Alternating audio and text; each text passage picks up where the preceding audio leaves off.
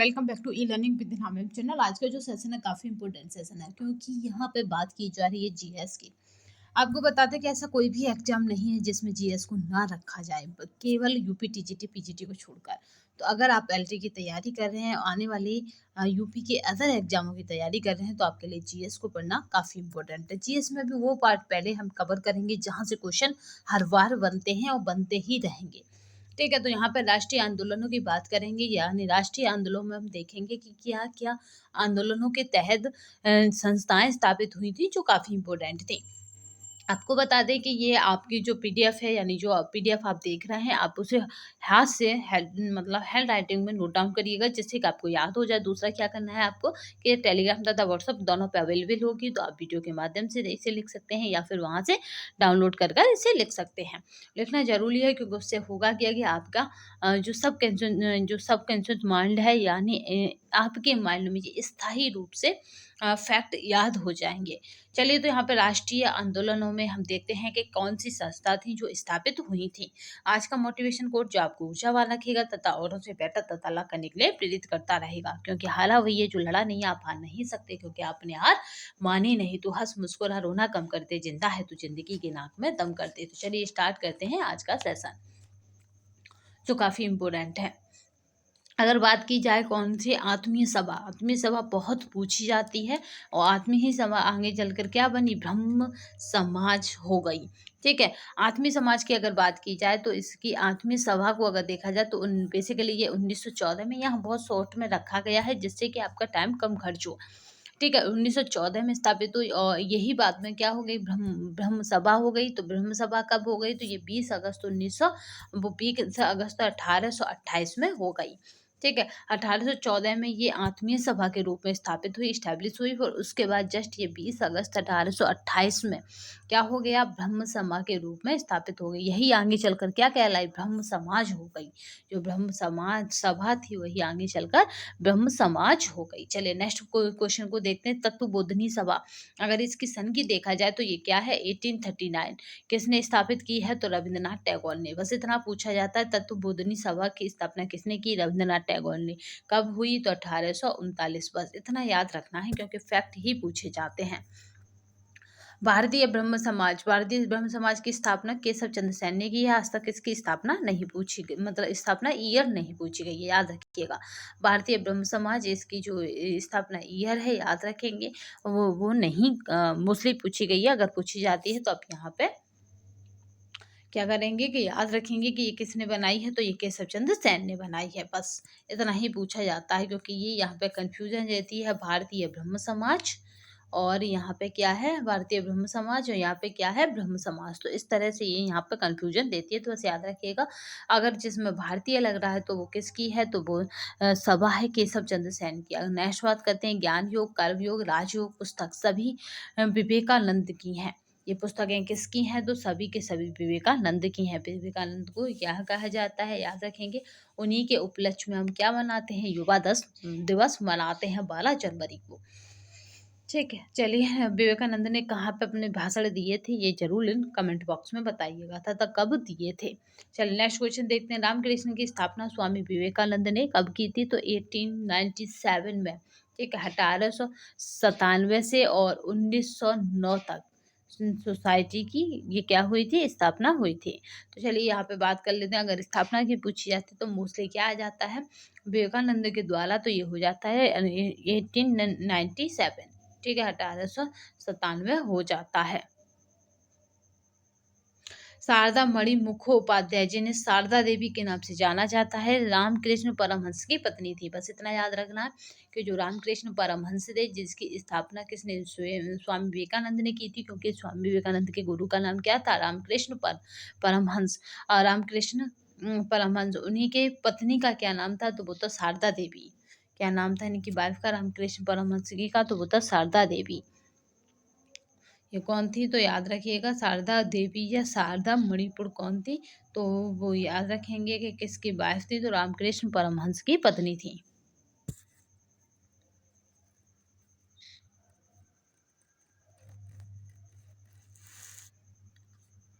चलिए next question देखते हैं। आर्य समाज दयानंद सरस्वती द्वारा स्थापित। मूल क्या नाम है इनका? दयानंद सरस्वती का। तो मूल नाम इनका मूल शंकर है। इनका मूल नाम क्या है? तो वो मूल शंकर है, याद रखेंगे। दयानंद सरस्वती ने किस समाज की स्थापना की है? तो आर्य समाज की। ये सारी जो भी हम सोसाइटी या समाज आपको पढ़ा रहे हैं वो बेसिकली कब क्यों रन करी गई? तो इनका एक ही दायित्व, एक तो लक्ष्य था कि जो घर में कैद हो चुके हैं, यानी क्या था कि यहाँ पे जो भी हमारी यहाँ पे रूढ़िवादिता है, जो भी धर्मवादिता है, उनको काटते हुए सही रास्ता अपनाना, जिससे कि जनमानस का कल्याण हो। यही इन संस्थाओं का टारगेट था। चलिए आर्य समाज की बात करते हैं। तो दयानंद सरस्वती द्वारा स्थापित की गई थी। मूल शंकर क्या है? दयानंद सरस्वती का बचपन का नाम है। अगर इसके ईयर की बात करें तो ये कब? 7 अप्रैल 1800 यहाँ पे है 75 मुंबई में। कहाँ पे स्थापित हुई है? तो 7 अप्रैल 1875 में मुंबई में स्थापित हुई है। चलो नेक्स्ट चलते हैं। वेदों को पुनरुत्थान का श्रेय, जो वेद हैं हमारे उनको पुनरुत्थान का श्रेय यहाँ पे ध्यान रखिएगा किसको जाता है? तो स्वामी दयानंद सरस्वती को। ठीक है, वेदों को पुनरुत्थान का श्रेय स्वामी दयानंद सरस्वती को जाता है, याद रखेंगे। स्वामी दयानंद सरस्वती का क्या नारा था? आपको बताते हैं कि यहाँ पर शॉर्ट में रखा गया है, तो आप याद रखेंगे स्वामी दयानंद सरस्वती का क्या नारा था? तो वो था पुनः वेदों की ओर चलो या वेदों की ओर लौटो, जिन्हें भारत का मार्टिन लूथर किंग कहा जाता है। बहुत बार पूछा गया है, बहुत बार, कि भारत का मार्टिन लूथर किंग है, तो आप याद रखेंगे दयानंद सरस्वती।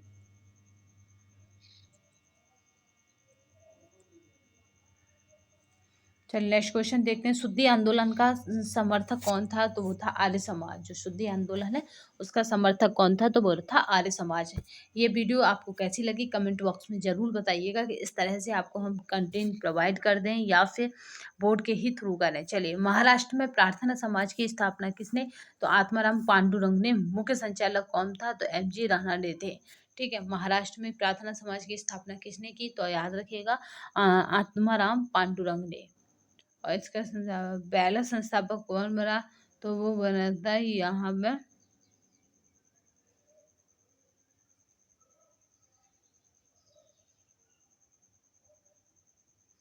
ठीक है। चलिए यहाँ पे देख लेते हैं। महाराष्ट्र में प्रार्थना समाज की स्थापना आत्माराम पांडुरंग ने।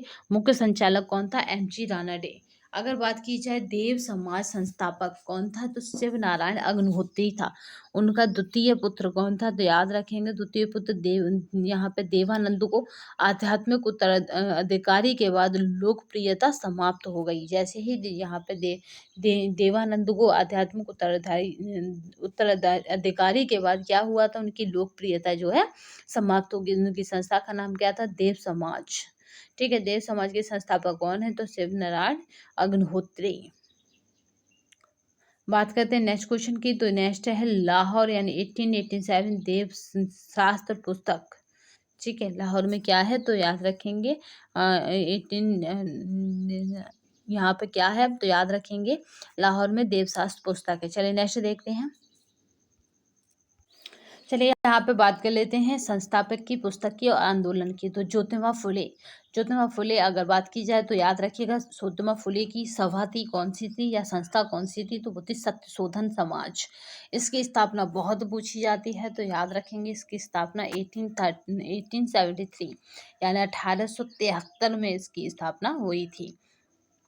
ठीक है, सत्यशोधन समाज की स्थापना किसने की थी? तो यहाँ पे किसने की थी इस तरह से पूछा जाता है, तो वो हो जाएगा ज्योतिबा फुले ने की थी। अगर इनकी पुस्तक की बात करें तो गुलामगिरी इनकी बहुत फेमस पुस्तक है और बहुत बार पूछी जाती है। सत्यशोधन आंदोलन किसका है? तो याद रखेंगे ज्योतिबा फुले का है। बंगाली नेता राजा राधाकांत देव ने 1830 ईस्वी में बंगाल में धर्म सभा की स्थापना कर सामाजिक धार्मिक सुधारों का विरोध किया और रूढ़िवादिता का समर्थन किया। ये इसलिए ये इम्पोर्टेंट है क्योंकि ये ऐसा मतलब संस्थापक था या ऐसा यहाँ पे सामाजिक संस्था स्थापित करने वाला व्यक्ति था जिसने किसका विरोध किया है? तो इसने सामाजिक धार्मिक यहाँ पे सुधारों का तो विरोध किया जो इसके टाइम पे हो रहे थे, बट इसने किसका समर्थन किया है? तो रूढ़िवादिता का इसने समर्थन किया है। ठीक है, बंगाल नेता ये इस तरह से याद रखना है कि बंगाल नेता कौन था? तो राजा राधाकांत देव ने 1830 में बंगाल में धर्म सभा की स्थापना कर सामाजिक धार्मिक सुधारों का विरोध किया। जो भी सुधार चल रहे थे उनका तो विरोध किया, बट रूढ़िवादिता का उन्होंने समर्थन किया। चलिए नेक्स्ट क्वेश्चन देखते हैं।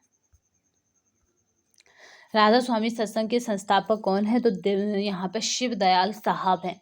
और ये कब संस्थापित हुई थी? तो 1861 में आगरा में संस्थापित हुई थी, जिसको कहा जाता है शॉर्टकट में RS। ठीक है, ये क्या है? RS यानी राधा स्वामी।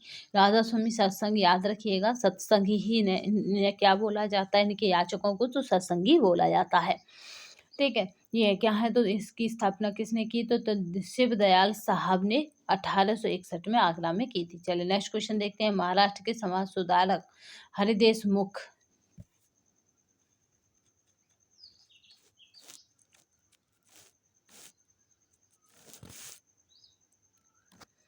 चलिए नेक्स्ट क्वेश्चन देखते हैं।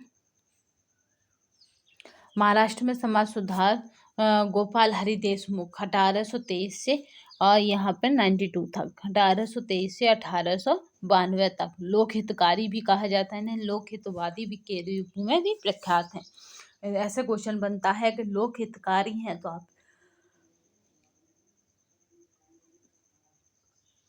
आप बताएंगे कौन है? तो वो है गोपाल हरि देशमुख।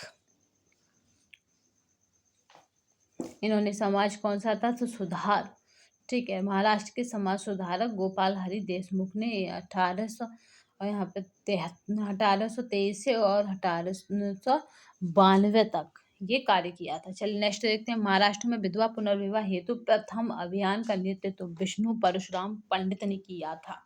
याद रखिएगा कौन था सबसे पहले? तो वो था यहाँ पे विष्णु परशुराम पंडित ने किया था 1850 में, जिसको कहा जाता है मिडो रीमैरिज सोसाइटी की स्थापना।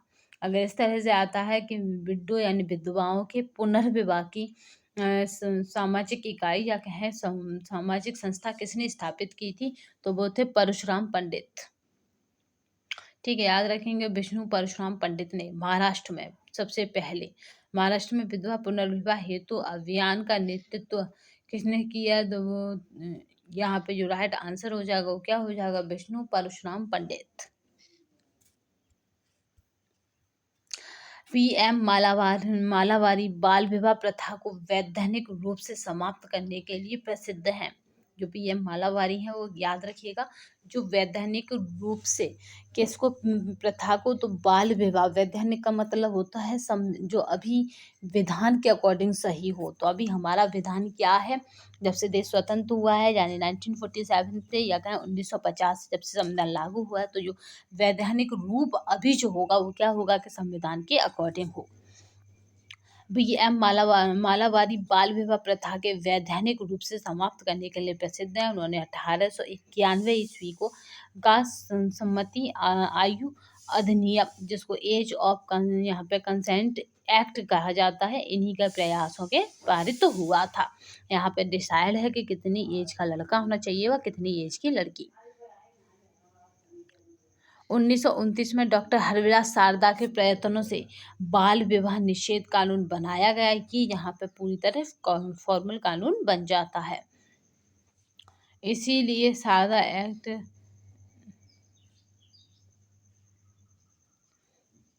चलिए नेक्स्ट क्वेश्चन देखते हैं। पारित किया था और इसी को क्या कहा जाता है? सारदा एक्ट कहा जाता है। इसमें लड़कियों की विवाह की न्यूनतम आयु कितनी रखी गई थी? 14 रखी गई थी और लड़कों की 18। ये समय समय पे अभी अकॉर्डिंग बदलती रही है। अब क्या कहा है मोदी जी ने कि जो लड़कियां हैं बेसिकली वो ग्रेजुएशन तक नहीं पूरी कर लेती तब तक उनकी शादी नहीं होनी चाहिए। तो जो लड़कियों की आयु की जो सीमा है उसे बढ़ा दिया गया है, यानी पहले लड़कों की 21 वर्ष थी, अब लड़कियों की 21 वर्ष हो गई है। और अभी करंट का किसी को फैक्ट याद हो तो बताइएगा। चलिए नेक्स्ट क्वेश्चन की बात कर लेते हैं। राजा राम मोहन राय की अगर बात की जाए तो ब्रह्म समाज, आत्मीय समाज, राजा राम मोहन राय ने किसकी स्थापना की? तो ब्रह्म समाज और आत्मीय समाज। अगर स्वामी दयानंद की बात करें तो इन्होंने किसकी की है? तो वह है आर्य समाज की। स्वामी विवेकानंद ने अपने गुरु के नाम पर की थी, तो रामकृष्ण परमहंस। अब बात करते हैं एनी बेसेंटा की, जिन्होंने क्या किया था? ठीक है, अब बात किनकी करते हैं, एनी बेसेंटा की करते हैं, जिसको कहते हैं एनी बेसेंटा ने कौन सी सोसाइटी स्थापित की थी, तो वो होता है थियोसोफिकल, ठीक है, सोसाइटी स्थापित की थी एनी बेसेंटा ने।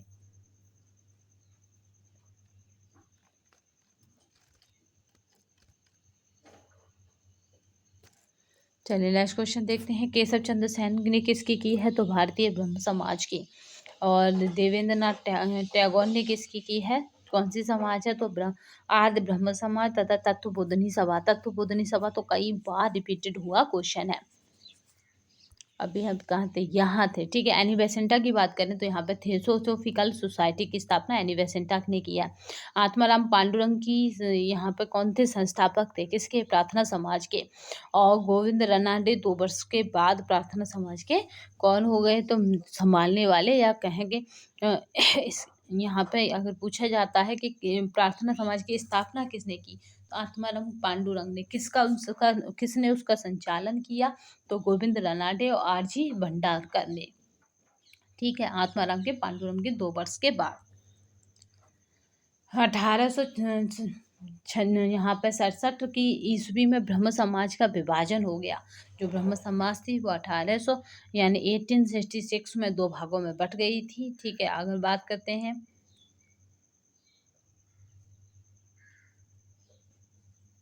ठीक है। चलिए नेक्स्ट क्वेश्चन देखते हैं, यहाँ पे देवेंद्रनाथ टैगोर की अगर बात की जाए तो इन्होंने ब्रह्म समाज, तत्वबोधनी समाज। केशव चंद्र सेन को देखा जाए तो भारतीय ब्रह्म समाज। तुलसी साहेब को देखा जाए तो राधा स्वामी सत्संग की स्थापना की। ज्योतिबा फुले की अगर बात की जाए तो इन्होंने सत्य शोधनी समाज की स्थापना की। सैयद अहमद खां को देखा जाए तो इन्होंने यहाँ पे है Mohammedan Anglo oriental college Aligarh की स्थापना की। अगर बात की जाए गोपाल कृष्ण गोखले की तो सर्वेंट ऑफ इंडिया सोसाइटी की स्थापना की, ठीक है। ये पीडीएफ आपको हमारे टेलीग्राम और व्हाट्सएप पर मिल जाएगी। चलिए नेक्स्ट देखते हैं, अभी हम क्या देखेंगे, अभी इसमें हम कंटिन्यू यही देखेंगे कि राष्ट्रीय स्तर पर कौन कौन से आंदोलन हुए हैं।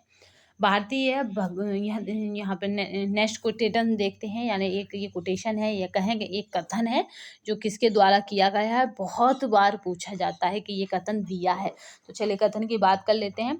ये कथन किसका है, तो बाल गंगाधर यहाँ पे बाल गंगाधर का है। और यहाँ पे बात करते हैं, इनको कई नामों से पुकारा जाता है। या तो भगवान अस्पृश्यता को सहन करते हैं तो मैं उन्हें कभी भगवान नहीं कहूँगा। उन्होंने कहा कि जो अस्पृश्यता है, जो आर्टिकल किस मतलब आर्टिकल कौन से में है, इसे कमेंट बॉक्स में बताइएगा। उन्होंने कहा है कि जब भगवान भी अस्पृश्यता को सहन करते तो मैं उन्हें भगवान नहीं मानूंगा या भगवान नहीं कहूँगा। तो ये किसकी कोटेशन है, तो ये है बाल गंगाधर तिलक की, जिन्हें कहा जाता है बेताज बादशाह कहा जाता है, जिसके ऊपर कोई ताज नहीं पर वो फिर भी बादशाह है, ठीक है। लोकमान्य भी कहा जाता है बाल गंगाधर तिलक को। चलिए नेक्स्ट बात करते हैं 1924 का बंगाल का तारकेश्वर आंदोलन। मंदिरों में भ्रष्टाचार के विरुद्ध बारदौली क्षेत्र में कपिल राज जनजाति के लोगों की बंधुआ मजदूरी, ठीक है, इसको क्या कहा जाता था, बंधुआ मजदूरी को याद रखेंगे, हाली पद्धति के नाम से जाना जाता है। 1924 का बंगाल का तारीख या बस इस तरह से आता है, तारिकेश्वर आंदोलन संबंधित है मंदिरों में भ्रष्टाचार के विरुद्ध। कब हुआ था, 1924 में। नेक्स्ट आता है कि हरदोली पद्धति है। तो हरदोली क्या पद्धति है, तो याद रखेंगे लोगों की बंधुआ मजदूरी हरदोली पद्धति के अंतर्गत आती है, ठीक है। लोगों की बंधुआ मजदूरी जो है, जैसे कोई रख लिया और उसको बंधुआ मजदूरी पर है कि उसको आपको काम देना ही देना है, उसको इतना देना ही देना है। चलिए ये बंग भंग विरोधी आंदोलन का आरंभ अगर देखा जाए तो 7 अगस्त 1905 को कोलकाता के टाउन हाउस में, इस दिन पूरे बंगाल में शोक दिवस के रूप में मनाया गया। इस तरह से क्वेश्चन फ्रेम होता है कि बंगाल में शोक दिवस मनाया गया था, तो वो था 7 अगस्त 1905 को। चलिए नेक्स्ट क्वेश्चन देखते हैं। रविंद्रनाथ टैगोर के सुझाव पर संपूर्ण बंगाल में इस दिन को राखी दिवस के रूप में भी मनाया गया। याद रखेंगे रविंद्रनाथ टैगोर ने इस दिन को क्या करा, राखी दिवस के रूप में मनाया।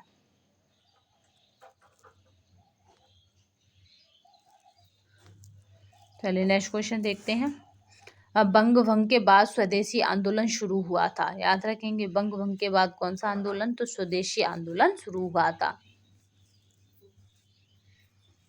बंगाल में किसका शो कौन सा तो याद रखेंगे, बंग भंग विरोधी आंदोलन प्रारंभ कब हुआ था? 7 अप्रैल 1905 को कलकत्ता के टाउन हाउस में।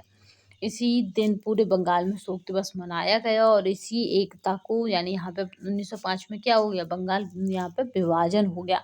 तो इसी एकता को एकजुट करने के लिए हमने क्या चलाई थी, राखी दिवस के रूप में भी इसे मनाया था।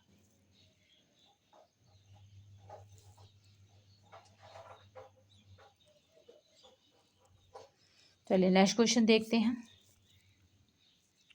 1905 में बंगाल विभाजन लॉर्ड कर्जन के ने किया निर्णय था, ठीक है। और उसमें क्या हुआ था कि 19 जुलाई 1905 को यह लागू हुआ, जबकि 16 अक्टूबर 1905 से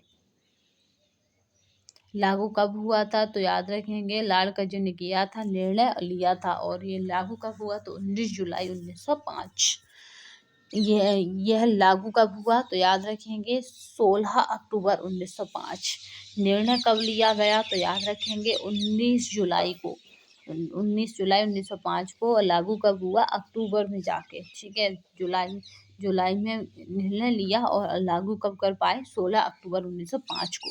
1911 में क्या हुआ था कि दिल्ली दरबार यानी बंगाल के विभाजन को निरस्त कर दिया गया दिल्ली दरबार में, क्योंकि जॉर्ज पंचम आए थे। बंगाल के विभाजन के समय बंगाल का लेफ्टिनेंट गवर्नर सर यहाँ पे एंड्रूज फ्रेजर भारतीय सिविल सेवा के अधिकारी थे। 1903।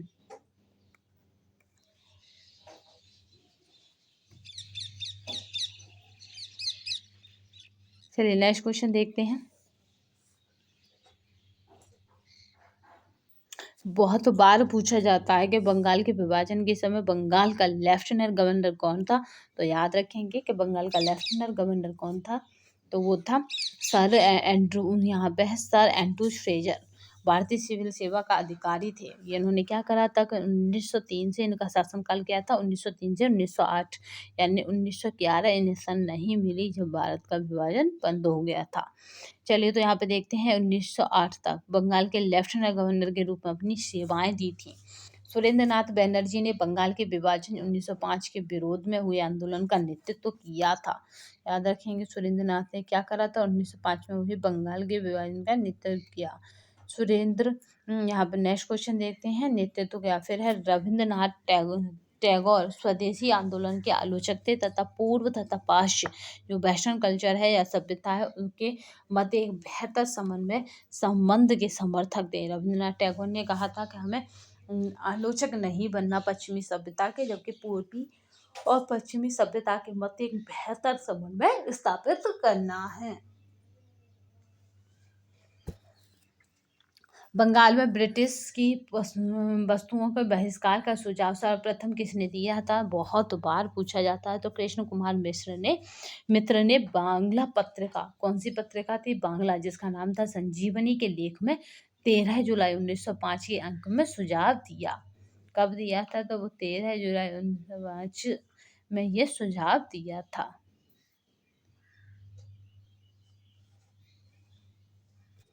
कौन सी पत्रिका थी, बहुत पूछी जाती है, तो संजीवनी।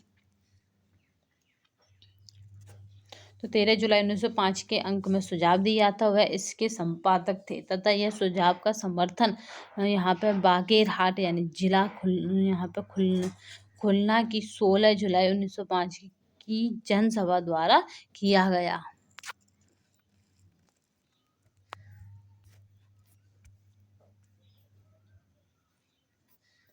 नेक्स्ट क्वेश्चन देखते हैं। यहाँ पे ब्रिटिश वस्तुओं के बहिष्कार को राष्ट्रीय नीति के रूप में अपनाया 1905 में।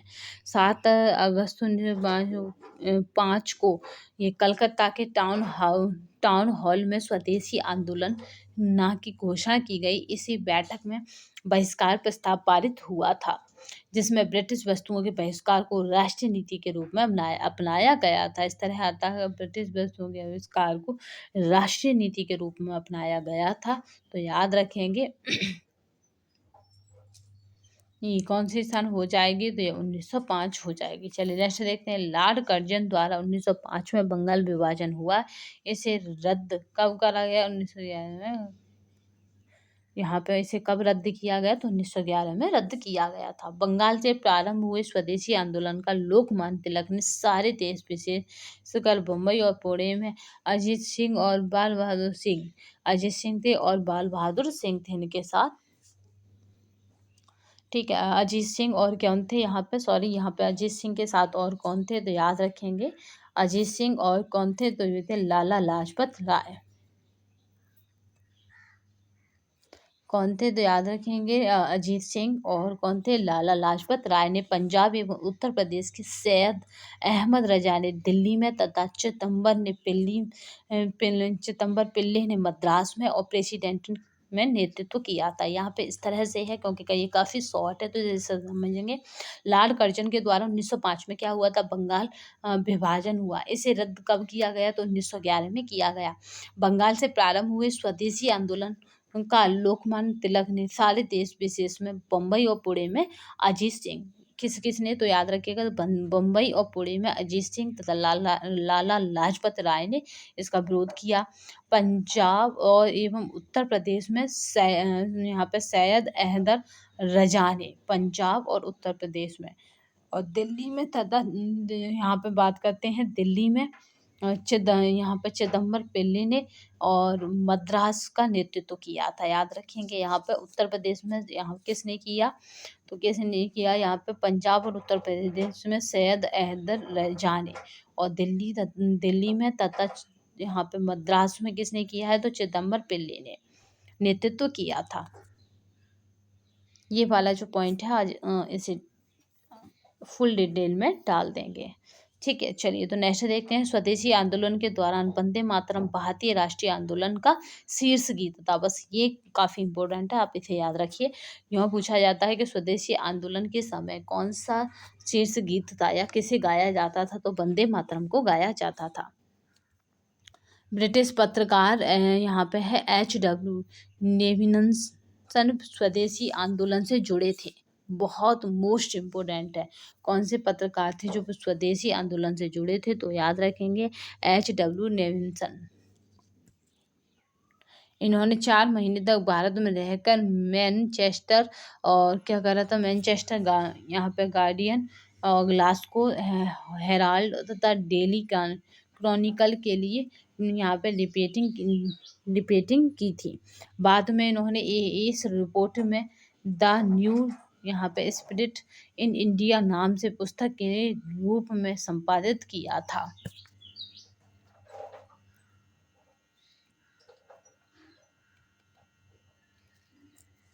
चलिए नेक्स्ट क्वेश्चन देखते हैं। राष्ट्रीय आंदोलन के बढ़ते प्रभाव के वातावरण में अविंद्रनाथ टैगोर ने 1907 में अपने भाई यहाँ पे बड़े भाई यहाँ पे गगनेंद्र नाथ के साथ मिलकर Indian society of oriental art की स्थापना की थी। बस इस तरह से आता है कि Indian society of oriental art की स्थापना तो बहुत बार यही पूछा जाता है। यहाँ पे अवनींद्रनाथ टैगोर। तो आज हमने राष्ट्रीय आंदोलनों को देखा और राष्ट्रीय आंदोलनों में आपको बता दें कि काफ़ी मोस्ट इम्पोर्टेंट आंदोलन थे। आगे इसी क्रम में हम अन्य आंदोलनों को देखेंगे। राष्ट्रीय आंदोलनों में ये वो आंदोलन थे जहाँ पे सभाओं की स्थापना हुई। ठीक है, यहाँ पे ये किससे जुड़े थे? तो समाज सुधारक आंदोलन थे। ये कौन से आंदोलन थे? बेसिकली तो समाज सुधारक आंदोलन थे। ठीक है, आगे से हम जो शॉर्ट नोट्स आपको जब भी देंगे उसमें और इस तरह का कंटेंट रखेंगे कि जिससे कोई भी क्वेश्चन बाहर ना जाए। तो आज की वीडियो के लिए बस इतना ही। नेक्स्ट सेशन फिर मिलेंगे, तब तक के लिए धन्यवाद। वंदे मातरम, जय हिंद।